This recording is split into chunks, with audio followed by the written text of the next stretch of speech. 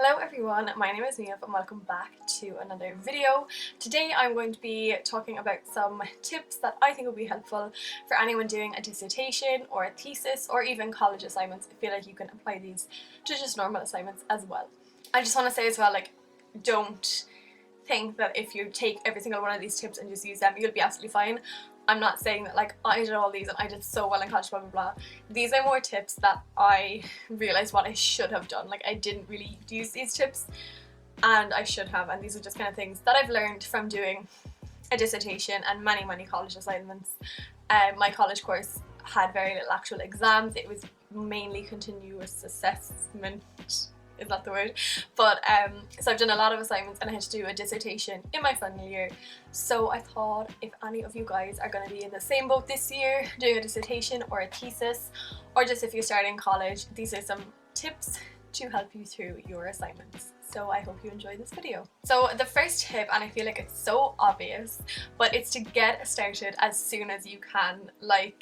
You might get your dissertation deadline in the first week of college, you might not get it for a while, but once you kind of get the outline of what you're meant to do, or once you get the go ahead that you can start it, just start away on anything you can, because there's no point in leaving everything being I have so much time, and then next thing it's 2 weeks due, or due in 2 weeks, and you're like, oh my god, I haven't started. So any assignments, anything you get, if you can start working on them straight away, do.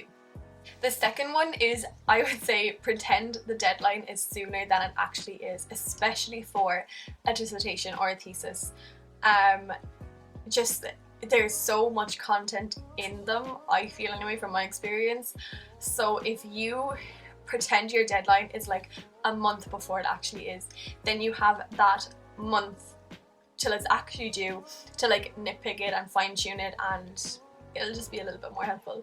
So yeah, I would just pretend it's due way sooner than it actually is. The third one, and I feel like this can apply for any kind of college assignment, is to start with what you know you can do first. So you might as well start with simple easy bits that you're oh, this is going to be totally fine to do, because it'll just get you into the swing of things, get you into the zone of actually doing it. If you try to start with the harder bits just to get them out of the way, you might become unmotivated to do it, or no, this is too hard, I'm putting it off. Whereas if you start with simple things as the titles, that's always what I used to have, the titles ready, and then you see the word count going up a bit and you're okay, and then just start on simple easy things that you know you can do, and then you'll be look, I have this much of it done, might as well keep going. This next one is kind of in terms of a dissertation or a thesis or assignment that is database, if you're working with numbers or you need to get statistics and stuff. If you're doing a project or a thesis, whatever, that has data in it, start that process of getting the data early on, because you might have a ton to look through. There might be just so much more than you think. That was the case for mine. I was very much data based, and there was so much different data that I needed, so many data, I don't know what the correct term is, but I had so much data, and I spent most of my dissertation prep sorting through that data, and I should have started way earlier than I did, because I had so much data. So if you're going to need figures from the CSO or any of these style things, get it as early on as you can so that you can start working through it. It'll make your life a lot easier. If your dissertation or whatever will have a literature review section, I think it's where you kind of look at the past research that has been done on whatever you're researching.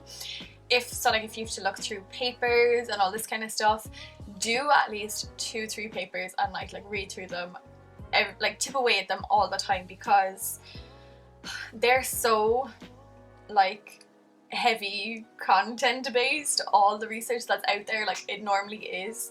So do 2-3 readings a night, just so that you have it done. And also when reading research, what is it? It's look at the abstract, look at the conclusion. You don't need to skim through the whole thing, just saying.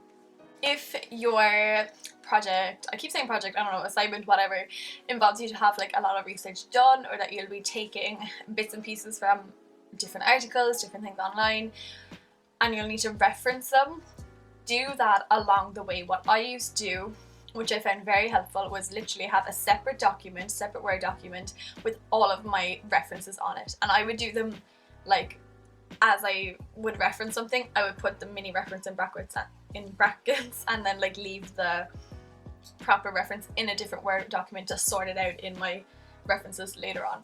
Did that make sense? I'm not sure, but I found it a lot easier to reference as I was doing it, rather than like having my whole assignment or having my whole dissertation done and then being like, right, now I need to reference. I used to do it as I reference something. I would literally put the thing in brackets, but no, I would leave the actual reference list to later, but I would have all those references in a separate Word document.